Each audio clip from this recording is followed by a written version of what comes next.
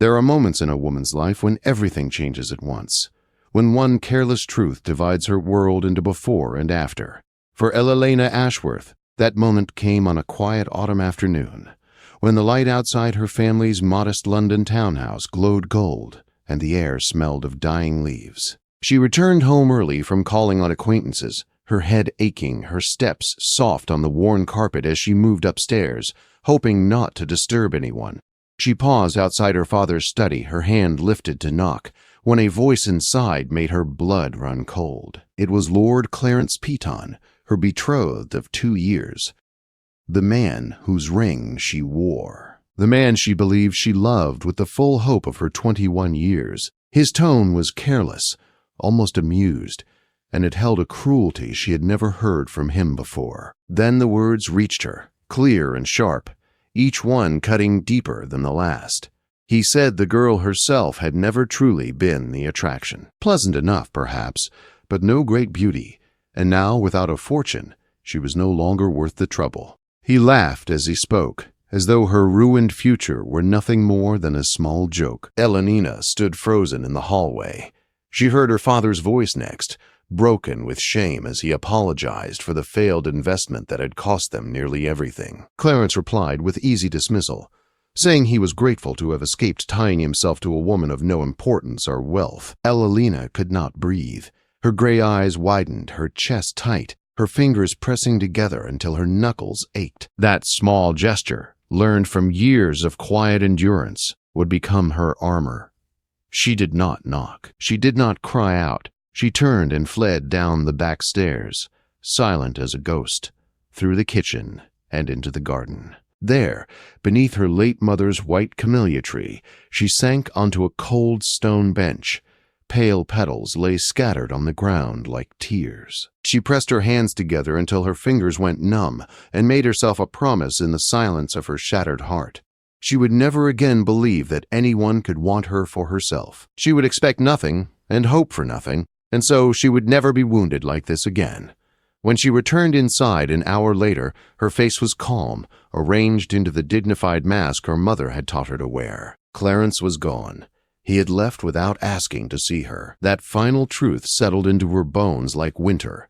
The girl who believed in love had died beneath the camellia tree, and the woman who rose in her place would be colder, wiser, and determined never to hope. 2 years passed quietly. Elena learned to carry her grief with grace, her back straight and her chin level. She lived with her father in a smaller house now, their fortunes reduced, their lives simpler. She refused 2 offers of marriage, one from an older widower seeking convenience, another from a kind but struggling young clergyman. She chose dignity over comfort, honesty over false affection. Clarence married within a month of breaking their engagement, taking a rich and fashionable bride. The knowledge brought Elenina no pleasure, only confirmation that the world was exactly as she had come to believe. On a pale spring morning, Elenina sat in her modest bedroom with a worn book of Shakespeare's sonnets resting in her lap. It had belonged to her mother and still smelled faintly of lavender. She read without seeing the words, her thoughts drifting through the ruins of her expectations. She was 23 now, no longer hopeful, no longer foolish. Her father's footsteps on the stairs broke the quiet. His voice carried a nervous urgency as he called her name. In the parlor, he paced before the cold fireplace, a letter trembling in his hand. His face held a mix of fear and desperate hope as he spoke. He told her a duke intended to call the next day to discuss a matter of mutual benefit. Elena read the letter carefully. The Duke of Thornfield was known by reputation only, wealthy, powerful, widowed, and distant from society since his wife's death. Elenina did not know what such a man could want from them, but she saw the hope in her father's eyes. She folded the letter and answered calmly that they would receive the Duke and hear what he had to say. She told herself again that she expected nothing. The Duke of Thornfield arrived the next afternoon, precisely on time. The sky hung low and gray as his carriage stopped outside. When he entered the parlor, Elenina understood why people spoke of him in hushed tones. He was not handsome in a gentle way. He was tall and broad-shouldered, with a presence that filled the room. His dark blue eyes were sharp and observant, and when they settled on her, her breath caught despite herself. He spoke plainly and without wasted words. He required a wife, not for love, but for duty, an heir, a mistress of his household, a companion who would not demand affection he could not give. In return, he offered complete security for her and her father. Debts paid, futures assured. It was a transaction clear and honest. Elenina asked careful questions. He answered each one directly. When she asked if he ever expected to feel affection again, something shifted in him. His hands clenched briefly, and a shadow crossed his face. He told her he could not promise love, only respect, protection, and provision. She asked for one day to consider. He agreed and left as efficiently as he had arrived. That night, Elenina lay awake, staring at the gray sky beyond her window. She thought of Clarence and his pretty lies. She thought of the Duke's blunt honesty. Strange as it was, the truth felt safer than false promises. By morning, her decision was made. When the Duke returned, she accepted his offer. A flicker of surprise crossed his eyes, quickly controlled. He informed her the wedding would take place in 2 weeks at his estate. As he bowed over her hand, his fingers were warm, his touch brief but steady, and the sensation lingered long after he released her. The wedding was quiet, held in a small stone chapel. Elenina spoke her vows with calm resolve, though her heart felt strangely hollow and full at once. When she became Duchess of Thornfield, she felt a door close behind her, final and firm. The journey to Thornfield Manor was silent until the carriage jolted, and Elenina lost her balance. The Duke's hands caught her instantly, steady and gentle. For a moment she was close enough to hear his heart. He pulled away quickly, but not before something stirred in her chest, small and dangerous. Thornfield Manor rose from the land like something ancient and powerful. Its gray stone walls and ivy-covered towers made her feel very small. Inside, the house was quiet and formal. The housekeeper, Mrs. Hartwell, greeted her with respectful reserve. The Duke showed Elenina to her rooms, which were beautiful and thoughtfully arranged, complete with fresh flowers and books placed near the bed. He told her she could dine with him, or alone as she wished. He pointed out the connecting door between their rooms and assured her it would remain locked unless she invited him. Then he left her alone in her new life. Elenina sat on the edge of the bed, her hands pressed together, then slowly relaxed them. She whispered to herself that she could do this. She could make a life here. Yet uncertainty lingered, heavy as the gray sky outside. The next morning, she accompanied the Duke as he visited his tenants. She expected formality. Instead, she watched him greet people by name, kneel beside a sick child, and speak with warmth and patience. She saw tenderness in him she had not believed possible. Something shifted inside her, something she tried quickly to deny. That evening she wandered the grounds and discovered an abandoned greenhouse, overgrown and forgotten. As she explored it, Mrs. Hartwell appeared and spoke of the Duke's first wife, Lady Sophia, and the love they had shared. She told Elenina of the loss that had broken him and built the walls around his heart. That night, unable to sleep, Elenina wandered the halls and saw the Duke standing alone before his late wife's portrait, his grief bare and devastating. She retreated without a sound, her heart aching with new understanding. For the first time since her heartbreak beneath the camellia tree, Elenina felt something soften inside her. Not hope, she told herself. Never hope. Yet as thunder rolled faintly in the distance, she wondered if the promise she had made to herself was beginning, ever so slightly, to crack. Life at Thornfield settled into a quiet rhythm that both comforted and unsettled Elenina. Mornings were spent in the library, where tall shelves and deep chairs made her feel sheltered from the vastness of the house.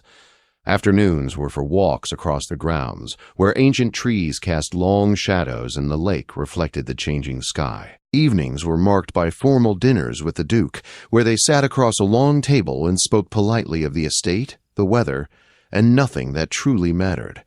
Yet beneath that calm surface, something was changing. Elenina found herself listening for the sound of his footsteps in the corridor, recognizing the steady pace without needing to look up. She noticed how his dark blue eyes lingered on her when he thought she was not watching. She became aware of the way he positioned himself slightly closer to her during walks, always between her and the wind. These were small things, almost nothing, yet they gathered weight in her heart. One afternoon, while walking near the lake, a loud honking broke the stillness. A large gray goose charged toward Elena with surprising fury. She stumbled back, skirts tangled, dignity forgotten. Then she heard it. The Duke was laughing, not the restrained smile she had seen once or twice, but real laughter, warm and unguarded. The sound stopped her short. He stepped forward and chased the goose away, still smiling as he offered her his hand. His fingers closed around hers, steady and warm, and for a moment, neither of them moved. When he spoke, there was amusement in his voice as he introduced the goose by name, explaining its habit of terrorizing guests.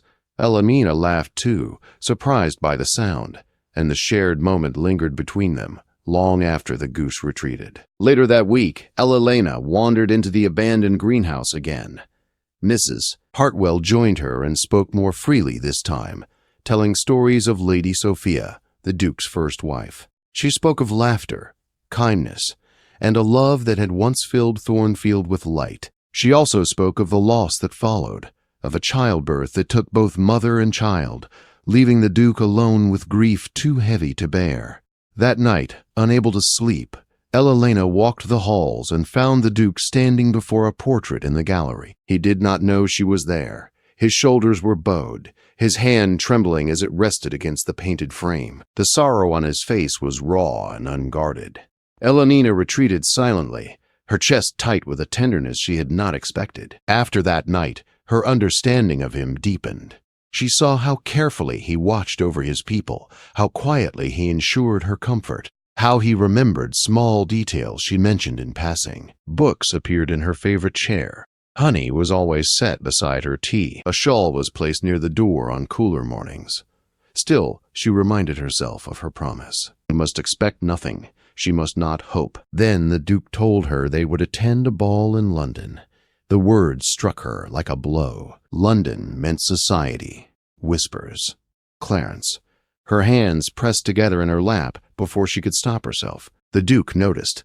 His gaze softened, and he told her quietly that she would be magnificent, that society would see what he saw. The night of the ball arrived too soon. Elena stood before the mirror, dressed in deep blue silk that fit her perfectly. A delicate gold locket rested at her throat, a gift he had given her without explanation. She lifted her chin and steadied her breath, reminding herself that she was no longer the humiliated girl she had once been. The ballroom was brilliant with light and sound. As she entered on the Duke's arm, she felt every gaze turn toward her. Whispers followed, but his hand was firm and warm over hers, anchoring her. Lady Beatrice greeted them with sharp approval, her knowing smile sending a strange comfort through Elena. Then she saw Clarence. He approached with his wife, his expression shifting as he recognized her. His words were smooth, edged with insult, congratulating her on securing such a match after everything. The old pain flared, sharp and familiar. Before Elena could speak, the Duke did. His voice was calm and cold, carrying across the space. He said the fortune was his and that he had secured a wife of intelligence and grace. He told Clarence plainly that he had failed to recognize her worth and that he would not make the same mistake. The music swelled, and the Duke led Elena onto the dance floor. Tears burned her eyes as they moved together, his hand steady at her waist.